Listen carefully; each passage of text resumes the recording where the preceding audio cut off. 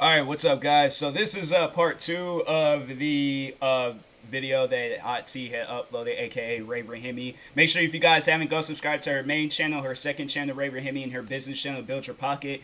But yeah, this video is titled David Dobrik's Apology, the truth about David Dobrik and the Vlog Squad. Let's go ahead and get into this video. And yeah, like I said, go subscribe. Is there a new video Keemstar uploaded? Oh no, this is an old video. But anyways.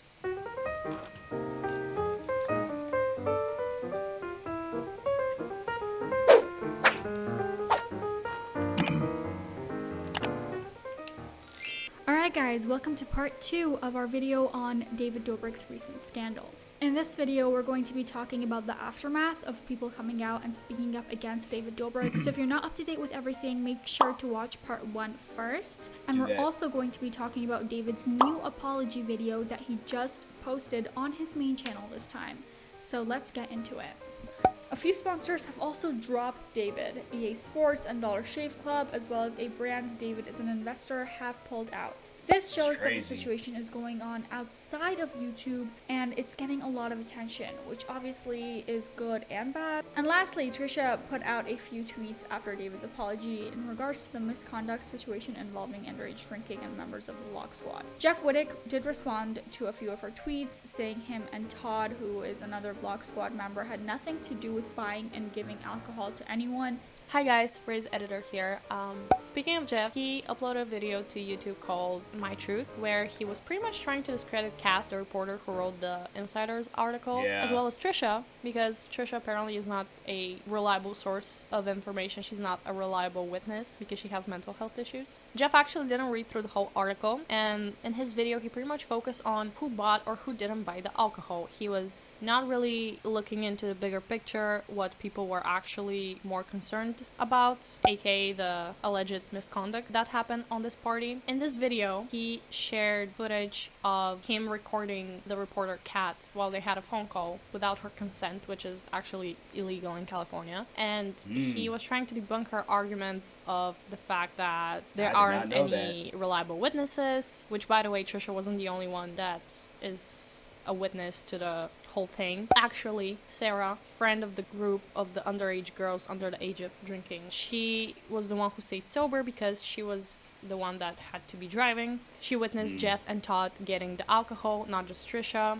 Thing to mention is that there was a live stream yesterday of the Frenemies podcast where Trisha and Ethan went through all of the points Jeff made in his video. They debunked it and they also discussed it. Later on, they had him on the live stream on a video call, gave him a chance to go over his statements once again. However, every time Ethan would ask him a question, Jeff was always backtracking. He was circling around. He wasn't really sure in his answers, and he just simply wasn't sticking straight to his story. Yeah, there was this one. He was excuse me. They say he was messing up a lot in that like interview or whatever it was supposed to be. But yeah, I was like, dang, man, it's like you gotta get your stuff together and, you know, not mess up like that. But yeah, like I do think that this situation is like, it's crazy, the whole thing.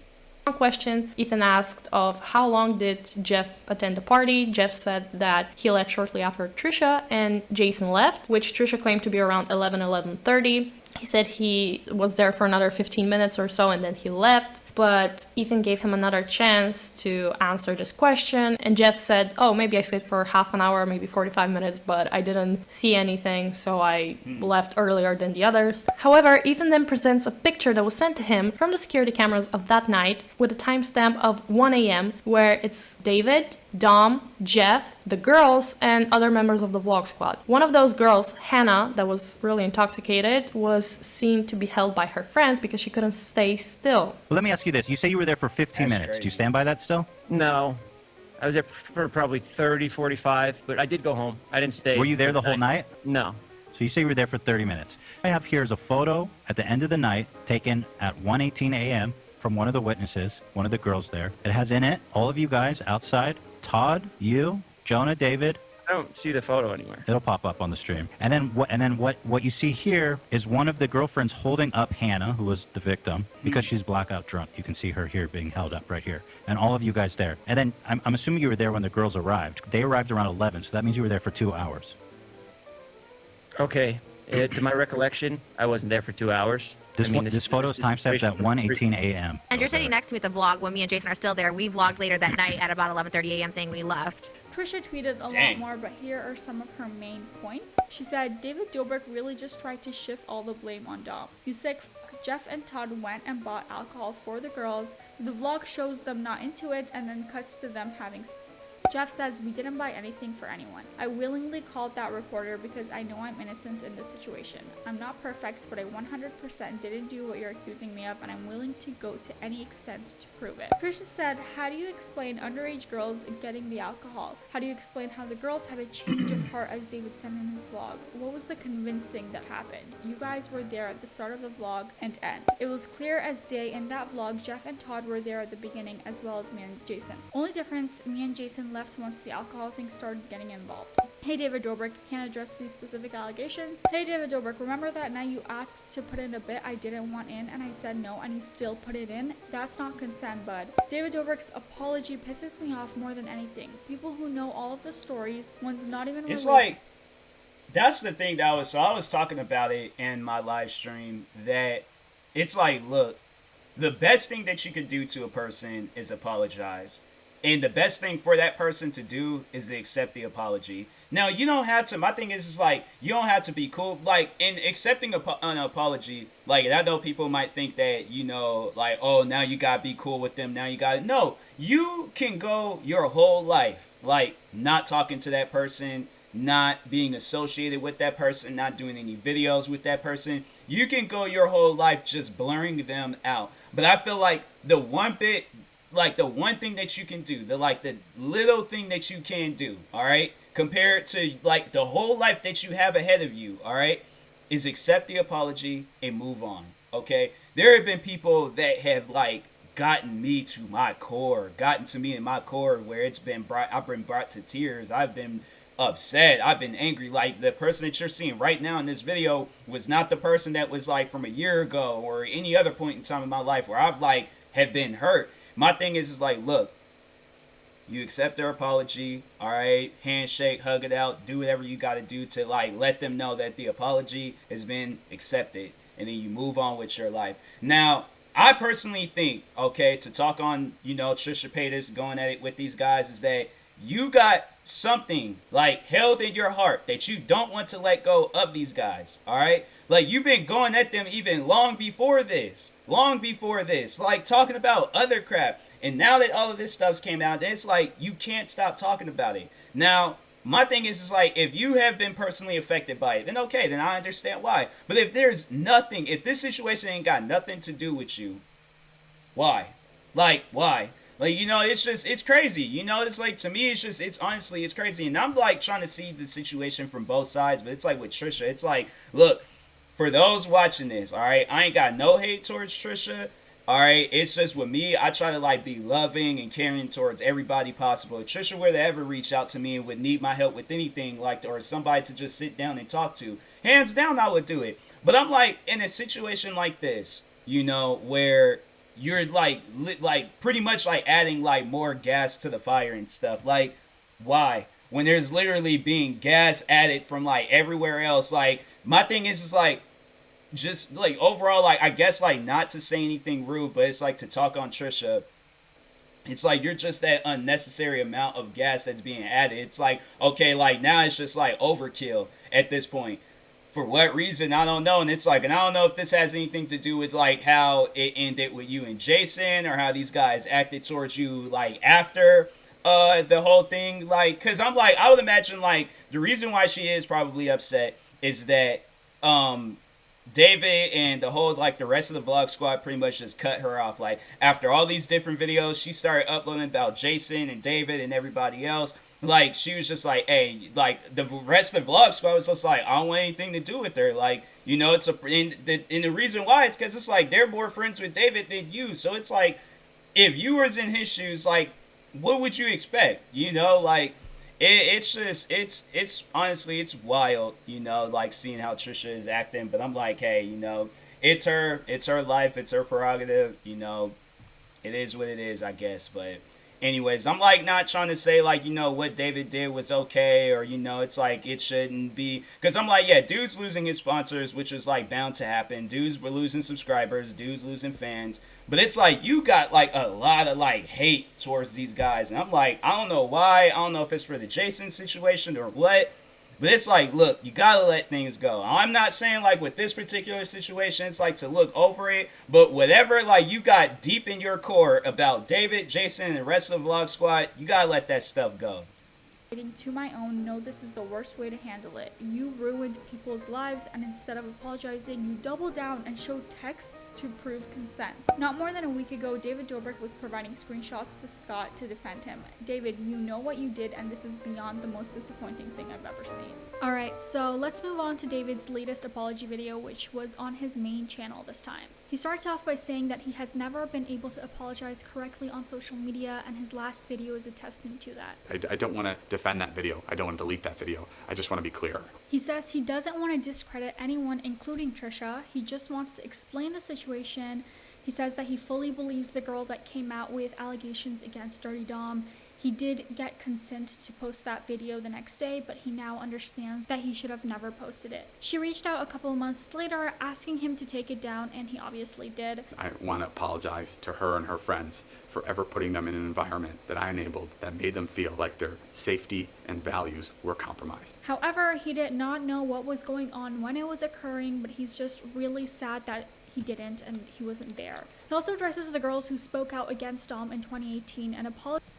And to speak on that, you know, like, and David, he did say that, and it was like something that did stick with me, because there's been times where I've like, being a content creator, you always think about like what's gonna entertain my fans. Like this, you know, what's everything that's going on now. Like we gotta go back to the core of it all. So there was like one time where he did do a joke involving Dirty Dom and women and all of that stuff. Joke blew up. Everybody loved it. Everybody was laughing, talking about it in the video. So then it led to the situation with these underage girls and the alcohol and Jeff and Todd and him and, you know, Dirty Dom and everything else. And everybody was just, you know, like talking about it, gassing it up and all of that stuff. So then when the situation with Dirty Dom came out with the girls like exposing him or talking about him like a few years back, David stopped, you know, and that's when he shifted his content to, oh, now I'm going to be giving out Xboxes and PlayStations and $10,000 and literally everybody that I meet. So throughout the time, David did change his way, you know, and he was in, but his mindset at the time was like, what's going to entertain my fans? What's going to entertain? Because even I've been in a situation like that where it's like, okay, this video blew up. Everybody loved it. So I got to keep doing videos like that from now on, you know, and that is honestly the life of a content creator. It's like when you do something that everybody loves, like, of course, you're going to keep going at it. You're going to keep going at it and stuff. Because it's like, I feel like that whole thing of, like, entertaining, you know, it's like, you can either see it as a positive addiction or a negative addiction. Honestly, in this situation, it was a negative addiction. And that's why, you know, sometimes you just got to shift things around to where it's like, things is going to happen, but in a positive way. Like, you know, ain't going to be no apology videos years down the road or whenever and stuff. So, but anyways. Apologizes for not believing them at the time. And not only did I not believe you, but I made a joke of what kind of a person Dom was, because I couldn't wrap my head around a childhood friend doing this to people and actually hurting people, and I'm sorry for that's that. Like, and that's another thing people was like talking on, like, oh, he, you know, like people is getting mad, because I think somebody left a comment talking about that in my the video where I did react to this apology, and they were like talking on like, oh, he only defended him because he's his friend. But I'm like, that's just like, that's the mentality, like that's the mindset that you have like with friends. It's like, this person, you have put like 100% of your trust in them. You have love for this person. You literally will go to the end of the earth for this person. So when things come out, or when people are saying things like about your friend, like, of course, it's like, that's what friends do in negative situations or in bad or in good situations. Like, you know, they're going to come out, defend them, or say some things. So like, that's just what friends do. Like, friends ain't got no control, especially if you have nothing but love. Like, and everybody's seeing it, it's like, okay, you're seeing it from a point of your view, but it's like, imagine being in David's, you know, shoes, where literally everybody is attacking like your friend, this guy, the person that you shared memories with, person that you have love for, a person that's been over to your house, met your family, you know, literally you guys have like experienced like a good portion of your life with each other, and then you're supposed to just throw all that stuff away. And it's like, because like, and my thing is like, even if I was in David's, because the reason why I say that I would do it, even if that like being in David's shoes and things, because it's like, you can't speak on something, you can't speak on being in David's shoes, but what's your mindset? No, what David did, anybody that's in his shoes will do the same thing. All right? So it's like, you can have a similar situation or same exact situation, whatever. It's like, that's overall going to be the outcome. All right? So anyways, he gets emotional talking about how he not only discredited them, but he also gave a the thing is though, it's like, I'm not saying that it's right, but that's just life, you know. It's like, ain't nothing gonna be, there's like things gonna be right about life, and there's things gonna be wrong about life. So honestly, yes, this is wrong, like 100% it is wrong, but that's just life. Like, you know, people are gonna do stuff like that where they're defending friends, family, whoever, you know. Platform to Dom. Not only did I platform Dom, I platformed the subject of sex in a negative way, where I made jokes about it. He stopped filming with Dom in 2019, and even though his videos aren't perfect right now, he has made an effort to change his content since then. Yeah. He's really sad that he didn't at least address Dirty Dom's victims privately, if not publicly. Breaks my heart knowing that I was doing all this stuff and I was making all this content while there was people that were still really hurt by what I made. He apologizes several more times to his viewers, friends, and family as well, and says that he's going to take a break from social media for a while. I also want to add that I'm making myself available to anyone that wants to reach out that I've hurt in the past. I want to be able to hear and understand. The response to this video has generally been positive so far, as can be seen from the like to dislike ratio, but the video is still relatively new, so the viewers are mainly his own fans, but I don't know. What do you guys think about his second apology? And that's all we have on that situation. Okay. Perhaps a lot more is going to come out. Who knows? I suggest taking a look into the Insider article on David and the Vlog Squad. Thank you guys so much for watching this video. Please make sure to subscribe to this channel and turn on your post notifications. I post new videos every single week. Alright, bye. Yeah, this situation with David, it's like, you know, it's one of those things where it's like, it ain't the first time it's happened, most likely ain't gonna be the last time it happens, and the best up that it happens to people, but, you know, it's like, that overall, just like the amount of hate, like, because I know people are probably like asking me like, where do I stand out of all of this, and I'm like I said, like, the whole thing that was going on, it's all wrong, you know.